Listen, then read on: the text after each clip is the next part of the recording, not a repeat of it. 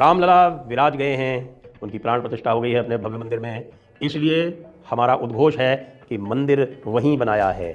जिस किसी को इस उद्घोष को पूरे विश्व में, अपने समाज में, अपने आसपास जोर जोर से बताना है, वो इस टी शर्ट को ले सकता है। अनेकों रंगों में ये उपलब्ध है। दूसरी बात, आपको पता है कि काशी का सर्वे भी आ गया है और ज्ञानवापी में महादेव ही विराजते थे, वहाँ एक मंदिर था, यह स्पष्ट हो गया है। इसलिए अयोध्या, काशी, मथुरा, यह टी शर्ट भी आप ले सकते हैं। ये भी अनेक कलर्स में उपलब्ध है। इनके अतिरिक्त और भी अनेकों ऑप्शंस और चॉइसेस हमारी आपड़ा मर्चेंडाइज स्टोर पर उपलब्ध है। नमस्ते, मैं हूं संजय दीक्षित और आप देख रहे हैं दी जयपुर डायलॉग्स। आज कलकत्ता हाई कोर्ट ने दीदी को पूरी तरह से बैकफुट पर धकेल दिया। जी हाँ, आपको पता है संदेश खाली के बारे में? आपको पता है कि संदेश खाली में किस प्रकार से महिलाओं के ऊपर अत्याचार किया जाता था? शाहजहां शेख के द्वारा, और शाहजहां शेख की पूरी एक सेना थी, जिसके मुख्य सिपह सालार उत्तम सरदार, जिसका असली नाम नूर आलम बताया जाता है, और शिबू हाजरा थे। और इनके द्वारा एक पूरा रैकेट वहाँ चलाया जाता था संदेश खाली में, जिसमें महिलाओं को पार्टी ऑफिस में रात में बुलाया जाता था और उनके साथ में दुष्कर्म किया जाता था। और महिलाएं तो यहाँ तक कह रही हैं कि ये जो इनके सिपह सालार थे, ये घर घर जाते थे और घर घर जाके वहाँ पे देखते थे कि किसके यहाँ कौन सी महिला जो है वो सुंदर है, और सुंदर महिला को ढूंढ ढूंढ के वो पार्टी ऑफिस में बुला के सेवा करवाया करते थे। साथ में जो गरीबों की ज़मीन थी उनको हड़प लिया करते थे और हड़प कर उनमें अपने प्रॉन या श्रिम्प के फार्म्स बनाया करते थे। और किसी को भी कुछ भी बोलने की कोई आवश्यकता नहीं थी। जब कोई पोलिंग होती थी या कोई मतदान होता था तो उसमें लोगों को बुला के, जो भी वहाँ मतदान करने आते थे, उनके केवल हाथ पे लगा देते थे इंक, उँगली पे इंक लगा के उनको भेज देते थे। और जो ईवीएम का बटन होता था या बैलेट होता था, जो भी, जो पंचायत में बैलेट होता था और वैसे ईवीएम होता था, तो वो खुद ही दबा दिया करते। तो इतना बढ़िया प्रजातांत्रिक वहाँ पर सिस्टम चल रहा था कि अचानक वहाँ पर ईडी की रेड होती है, और ईडी की रेड में शाहजहां शेख जो है वो अपने पावर से इतना उसको अहंकार था कि उसने ईडी की पार्टी पे ही हमला करवा दिया, और ईडी की पार्टी हमला कराने से उसके बाद फिर वो फरार हो जाता है। उसको फरार हुए 50 दिन से ऊपर हो गए। दीदी ने उसका सरेआम बचाव किया विधानसभा में, लेकिन उसके बाद जब वहाँ से चला गया और लोगों में यह भावना आई कि भाई अब तो ये भाग गया है, तो उन्होंने पूरी तरह से विद्रोह कर दिया उस पूरे सिस्टम के खिलाफ, उस पूरे तंत्र के खिलाफ। तो उसका ही ये नतीजा है कि आप देख रहे हैं कि एक प्रकार से नागरिक विद्रोह हो चुका है, न केवल संदेशखाली में, बहुत सारे और स्थानों में बंगाल में। और ये जो है वो इतना फैलता जा रहा है कि जो मेरे सूत्र हैं, जिनके माध्यम से मैं अपने इलेक्शन के लिए, विशेषकर से लोकसभा चुनाव होने वाला है, लोकसभा चुनाव के लिए मैं सारी जानकारी एकत्र करता हूँ, वो ये कह रहे हैं कि एक अभूतपूर्व माहौल है स्वतंत्रता का, दीदी को बैक फुट पे डाल देने का। और दीदी के जो गुंडा तंत्र है बंगाल के गांव-गांव में, जो क्लब बने हुए हैं, वहाँ पर क्लब बने होते हैं और उस क्लब में सबको मेंबर बनना होता है। वो क्लब सारे के सारे जो हैं, जो रूलिंग पार्टी होती है, उसके मेंबर चलाते हैं। बड़ा विचित्र सिस्टम है। पूरे भारत में नहीं है कहीं इस प्रकार का, लेकिन वहाँ है। और उसको, उसी के थ्रू पूरा वोटिंग बिहेवियर गवर्न किया जाता है। उसी के थ्रू वोटों की हेरा-फेरी की जाती है, लोगों को धमकाया जाता है। और आपने देखा होगा 2021 के चुनाव के बाद में जो हिंसा हुई, वो इसीलिए की गई थी कि दोबारा हिम्मत मत करना हमारे विरुद्ध वोट देने की। लेकिन लगभग 1 वर्ष के अंतराल के बाद, जिस समय पूरा का पूरा जो लोगों का जो जनतंत्र था, जो सच में जिसको जनतंत्र कहते हैं, वो सहमा-सहमा रहा। लेकिन उसके बाद फिर से अब आ गया है। इसमें भारतीय जनता पार्टी के शुभेंदु अधिकारी का भी बहुत बड़ा इसमें एक रोल है। अब ये देखिए कि जब ये मैटर सबसे पहले सुओ मोटो लिया गया हाई कोर्ट में, तो उसके बाद वही मैटर सुप्रीम कोर्ट में मेंशन किया गया, सुप्रीम कोर्ट में भी आया था। सुप्रीम कोर्ट में जस्टिस नागरत्ना ने ये कहा कि आप हाई कोर्ट वापस जाइए, हाई कोर्ट में ऑलरेडी सुओ मोटो लिया जा चुका है। अब जस्टिस नागरत्ना ने ऐसा क्यों किया? क्योंकि बाकी मैटर्स में तो सुओ मोटो ले लेते हैं, मणिपुर में लिया था। लेकिन खैर लेट दैट बी, वो इस समय जो है उसको हम चर्चा नहीं करते हैं, हम चर्चा करते हैं हाई कोर्ट में क्या हुआ। फिर हाई कोर्ट में उन्होंने ये स्पष्ट रूप से कहा, हाई कोर्ट ने, कि ऐसा लगता है कि शाहजहां शेख को सरकार बचा रही है।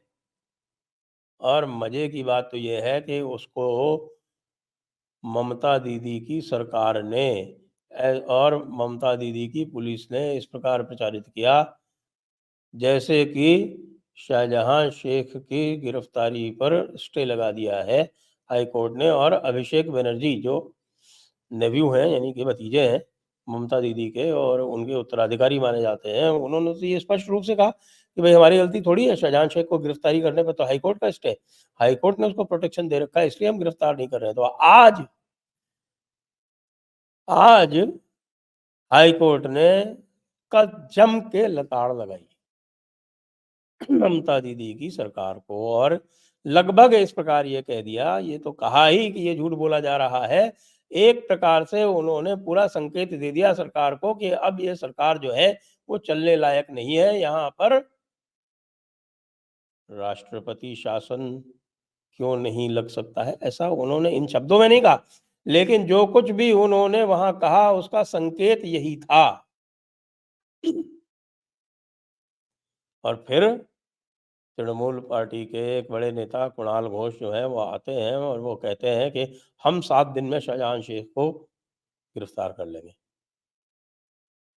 कैसे गिरफ्तार कर लेंगे भाई? इतने दिनों से तो आप उसको बचा के रखे हुए थे। अब अचानक उसको गिरफ्तार कर लेंगे क्योंकि आपको लगने लगा कि अब मामला आपके हाथ से बाहर जा रहा है। न केवल जनता जो है वो विद्रोह की स्थिति में आ चुकी है, न केवल आपका संदेश खाली जो है वो सीपीएम का सिंगूर और नंदीग्राम हो चुका है, अपितु कोर्ट भी आपके विरुद्ध जा चुके हैं। और आपके बहुत सारे जो और जो आपके जो विशेष नेतागण हैं, अनुव्रत मंडल जैसे वीरभूम वाले, जो बहुत बड़े गुंडे हुआ करते हैं और जिनके नाम से वही वाली बात है जो एक शोले में जो डायलॉग है कि 50-50 कोस तक माँ कहती है कि बेटा सो जा नहीं तो गब्बर सिंह आ जाएगा, उसी तरह से अनुव्रत मंडल का आतंक हुआ करता था। तो पूरा एक ये गुंडागर्दी और आतंक का पर्याय बना हुआ ये तथाकथित जनतंत्र, जिसको बचाने की बात जो है वो माननीय मुख्यमंत्री करती रहती हैं वहाँ की, उसका पूरा कच्चा चिट्ठा आज हाई कोर्ट में पूरी तरह से खुल गया, बेनकाब हो गया, उसकी परत-परत उघड़ गई। अब आपको एक बात और बता देता हूँ कि जो हमारे लोग बता रहे हैं वो यह कह रहे हैं, आपने सुना होगा, आपने निश्चित रूप से प्रशांत किशोर को भी सुना होगा। प्रशांत किशोर ने ये कहा था कि भई पिछली बार 18 सीटें आई थीं लोकसभा में, 42 में से 18 सीटें आई थीं भारतीय जनता पार्टी की, 22 सीटें आई थी तृणमूल कांग्रेस की और 2 सीटें आई थी कांग्रेस की, सीपीएम की 0 आई थी। प्रशांत किशोर कह रहे हैं कि पिछली बार से कम सीटें नहीं आएँगी। मेरा जो पूरा रिसोर्स बेस है पश्चिम बंगाल में, वो मुझे ये बता रहा है कि भारतीय जनता पार्टी की सीटें तृणमूल कांग्रेस से अधिक आएँगी। जो पिछली बार जो सीटें थीं उसकी उल्टी भी हो सकती हैं, और यदि जनता का विद्रोह और भी अधिक बढ़ा तो फिर क्या हो सकता है, हम कुछ नहीं कह सकते। हो सकता है कि दीदी जो है वाइप आउट हो जाएँ और ये जो है आपके उनको जिनके लिए वो सारा करती हैं उस मुस्लिम वोट के लिए, और वो भी छिटक जाए और वो भी दूसरी पार्टियों में चला जाए। यानी कि उनके पास सीपीएम का, कांग्रेस का ऑप्शन है। निश्चित रूप से है, विशेषकर से सीपीएम का ऑप्शन। तो ममता दीदी का बहुत ही बुरा हाल है, तो अब प्रेसिडेंट रूल के लिए संकेत यद्यपि हाईकोर्ट दे रहा है, लेकिन जिस प्रकार का हाल जनता ने उनका बना दिया है, उसमें पता नहीं प्रेसिडेंट रूल उचित ऑप्शन है या कि जनता के द्वारा ही उनकी पिटाई जो हो, एक लोकतांत्रिक तरीके से जो पिटाई होती है, जो जनता करती है, वोटिंग बूथ में जाके, पोलिंग बूथ में जाके, वह उचित होगा। यह निर्णय जो है वो न केवल पश्चिम बंगाल की जनता को करना है, बल्कि पश्चिम बंगाल के जो विपक्ष है, जिसमें इस समय हम देख रहे हैं कि पश्चिम बंगाल में सारा विपक्ष एक साथ है। यानी कि आप पहली बार देख सकते हैं वहाँ पर कि भारतीय जनता पार्टी, कांग्रेस और सीपीएम जो है, वो एक ही भाषा बोल रहे हैं और वो सारे के सारे संदेश खाली में जाके और जो वहाँ के जो विक्टिम्स हैं, उनके साथ सहानुभूति दिखाने के प्रयास कर रहे हैं और पश्चिम बंगाल की सरकार जो है वो पागलों की तरह ये प्रयास कर रही है कि कोई वहाँ ना पहुँचे और जितना वो प्रयास करती है और लोगों को रोकती है, उतना ही उनको बैड पब्लिसिटी और भी मिलती है और लोगों में ये धारणा सुदृढ़ होती जाती है कि इनके पास निश्चित रूप से कुछ छिपाने को है। और छिपाने को क्या है, सबको पता है वहाँ के सिंडिकेट का सिस्टम, सबको पता है वहाँ के क्लब का सिस्टम, सबको वहाँ पता है कि पार्टी के ऑफिस में क्या होता है। तो किस प्रकार से वो पार्टी ऑफिस के माध्यम से आतंक का राज कायम करके वोट जो है वो ज़बरदस्ती डलवाए जाते हैं। पूरी तरह से एक छत्र राज गुंडों का वहाँ पर मचा रखा है और सरकार जो है वो या तो देखती नहीं है या जानते-बूझते आँख बंद करके रखती है, क्योंकि उनका काम हो रहा है और उनको केवल वोट से मतलब है, उनको पब्लिक से कोई मतलब नहीं है। ऐसी स्थिति में आज जो भी हाई कोर्ट ने कहा है, इसकी गूंज बहुत दूर तक जाएगी और हो सकता है कि केंद्र सरकार को भी राष्ट्रपति शासन के बारे में गंभीरता से सोचना पड़ जाए। जय हिंद, जय भारत, वंदे मातरम।